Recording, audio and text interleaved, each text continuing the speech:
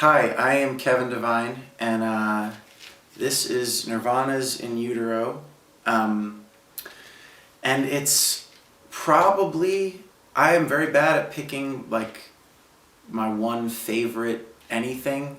Whenever someone says like, I read all the time, I watch movies all the time, I listen to music all the time, and whenever someone's like, what's your favorite record, what's your favorite book, I'm like, I have no fucking idea. But there's ones that I think it's you like sort of clear the space out in your brain and the answer kind of rushes up, and this is one of those records. There's very few that do that, and it's In Utero. It's Either Or by Elliott Smith. In the Aeroplane Over the Sea by Neutral Milk Hotel. There's others, but Bringing It All Back Home by Bob Dylan. There's a few that like if I just let all the clutter go away, they rush to the front. And no matter how much other music I listen to, new music, and other things I fall in love with, these are records that are like very deep in the DNA, I guess, the musical DNA. This record, first of all, the cover art is just crazy, and it's crazy. I think maybe there's a nostalgia factor for me because they were the band that got me into, I don't know, even being here in this room, like talking to you guys at this point, because like I was in 7th grade when Nevermind came out, and Nevermind has the best songs. The songs on Nevermind are like they're perfect. It's like the Rumors by Fleetwood Mac, but for like indie rock people. It's like every song could have been a hit.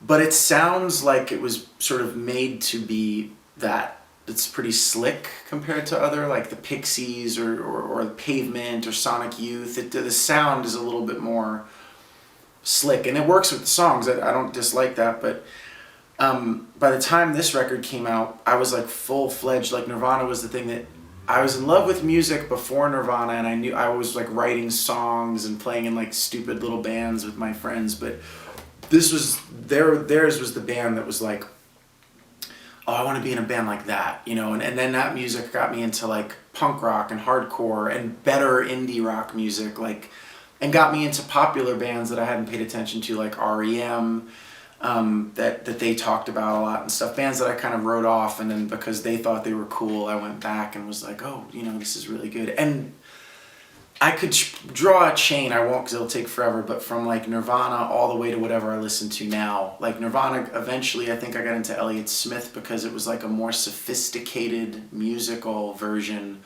of some of the themes and thoughts and the way he approached things. And then Elliott Smith got me back into like Dylan and the Beatles and Leonard Cohen and Neil Young and Hank Williams and like older music because he took from that. So Nirvana is like the skeleton key for me for like everything musically.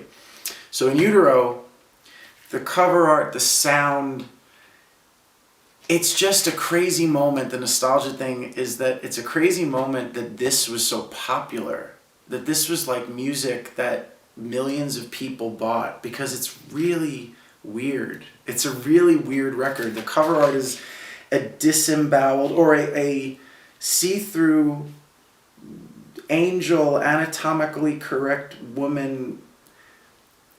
The intestinal tract almost looks like a brain. It's really bizarre and visceral, and Kurt Cobain made this sculpture.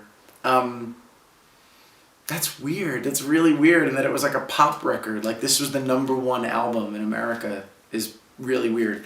And then you put the record on, and it's so much dirtier than Nevermind was. It's just very clear that they weren't trying to make like Nevermind Part 2, and that was a really important lesson for like a 13-year-old kid who was interested in music to learn. I think Radiohead did this with Kid A. I think it's really interesting when even the Kanye West record he just put out, that Yeezus record, when people like are that big, but they take risks like that. They make a record that's like really challenging and not pop friendly. I mean, there's still like a few pop songs on this record, but it's really kind of nasty music, and lyrically it's very like physical and body obsessed, and a lot of, obviously given what happened later, it becomes a little more sort of dark, but obviously there's lots of references to like illness, sickness, lots of lyrics about the body, lots of lyrics about the body malfunctioning, which you start to see as like a metaphor for what he was experiencing mentally at the time.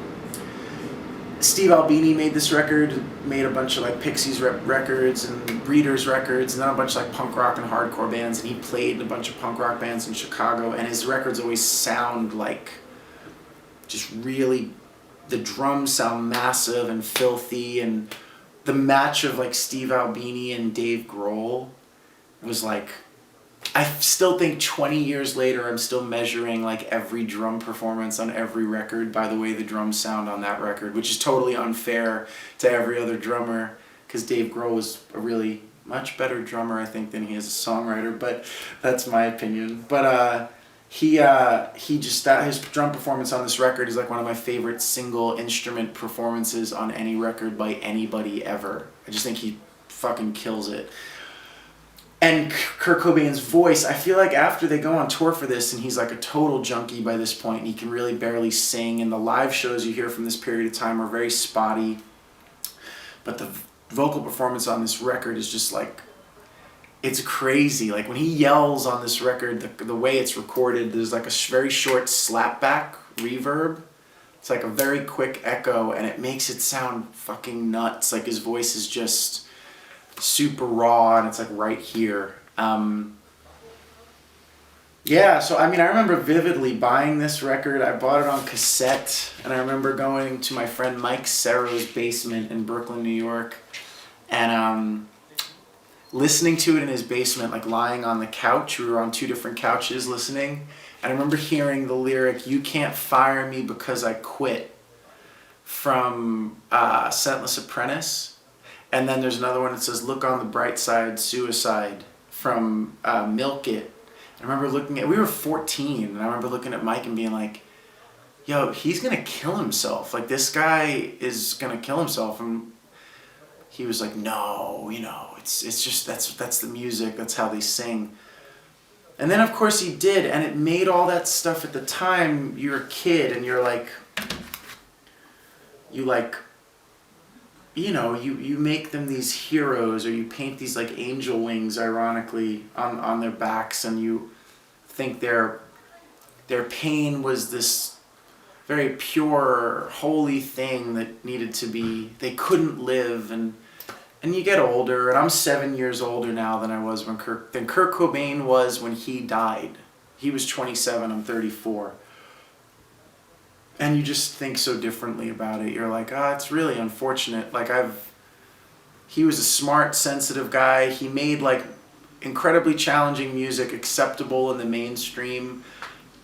I grew up, and I'm so grateful for this, because with a pop star who talked about sexism, racism, homophobia, counterculture, who like made it cool for like the people that were typically on the fringes at high school or whatever, the people that got like beat up or pushed around, to be like accepted, and made being smart acceptable if you were like, and that's not how that was.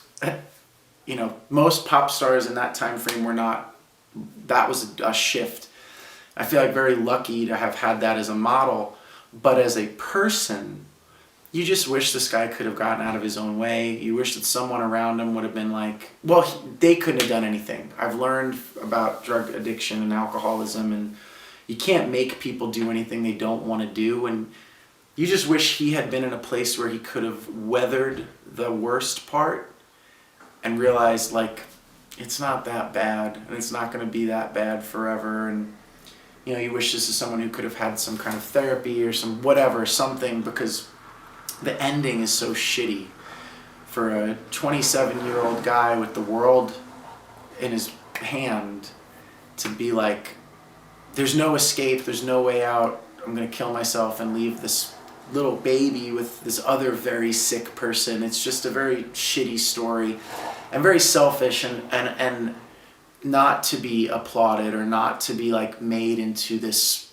myth. It's not a myth, it's like people, and this is a real person that, no matter how beautiful, how amazing I think the records are as an adult now, I just kind of wish he could have gotten over his stuff. And I've been around a lot of sick people, and there is other endings besides at the end of a shotgun in your mouth.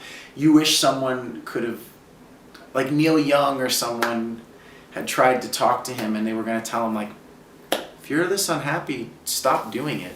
Don't do it. That's fine.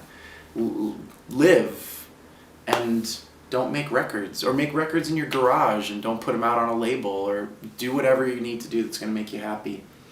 And I think that's the lasting legacy. Unfortunately for me, there's two. There's the music, which if I walked into a bar around the corner from here right now, so much music from that time period aged badly, or you can hear it and it's like, oh, it sounds like it's from 1991. I was in the car the other day and On a Plane came on from Nevermind. And I was like, holy shit, this song is so good. It's like perfect. And if I walked into a bar tonight and a band was playing Serve the Servants or All Apologies or any of these songs, like if they were new playing this music, I'd think they were the best band I'd seen this year. That music still sounds vital to me. The best music does.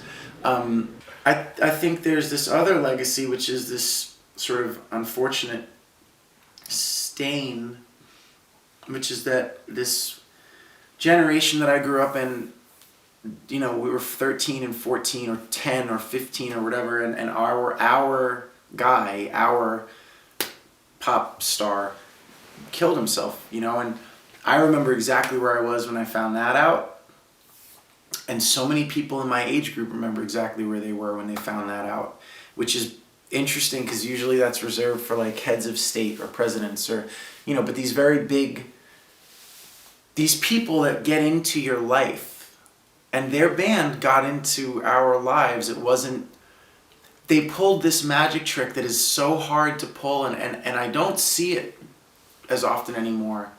But like, I don't think about Nirvana as a band. It's like one of the 10 biggest rock and roll bands of all time who sold like hundreds of millions of albums worldwide, which they were. Like in a commodified sense, Nirvana is, in the music industry's eyes, was no different than like Michael Jackson or the Eagles or whatever. It's just another massive rock band, pop band. But I think of them and I see them in my head playing in like a little club. Like they were mine, they were ours. And that is so rare. And so to have that happen and then have this person get so wound up in this cliche, this drug-addled bullshit, and then have that be the end.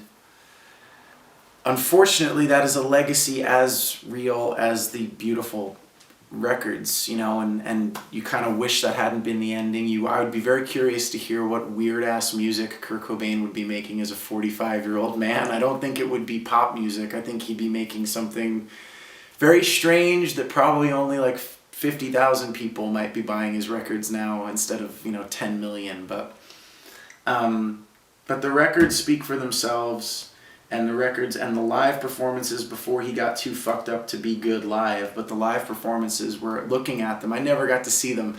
I'll end with this because it's a great In Utero story. My dad, who was not a Nirvana fan, he was older and he was like into doo-wop, and this was like, why is that guy just yelling the same 3 words over and over again?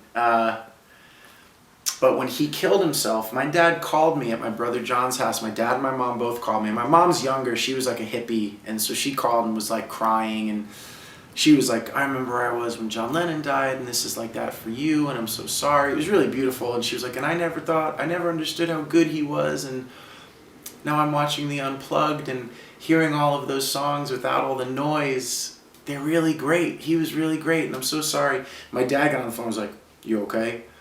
I was like, yeah, I'm okay. He's like, because, you know, I'm watching this, and this All Apologies song is actually quite good. And I'm sorry, you know, I know you really liked him. It was really very sweet. And so my dad was in a bowling league. And, like, you know, bowling, like the Big Lebowski. And so I'm in bed, I'm like in high school, and my dad comes home and knocks on the door. He might have had a few drinks and opens the bedroom door. You up? Yeah. This guy at the bowling alley, I put on All Apologies on the jukebox, and this guy at the bowling alley said, oh, that's that faggot that killed himself. And I took them and I put them up against the wall and I said, "This is a beautiful song."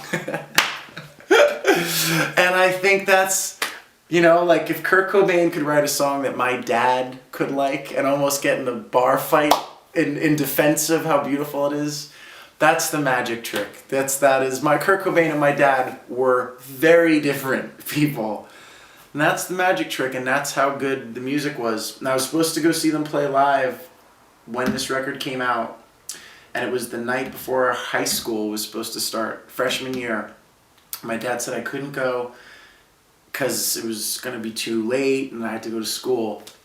But he said, but the next time he comes around, if you want to go, you can go. And you know how the story ends. There wasn't a next time that they came around. So what I have left is the records and the memories of that time. And that's why I chose this, because it's probably, I might like other music more now even, but it's the most important record probably for me, because not only is it so great and all the stories I just told you, but it also told me that it's okay to challenge what people expect you to be like. You can make one record that sounds one way and another record that sounds another way, and you have to follow that. So that's why I chose this one. Thank you.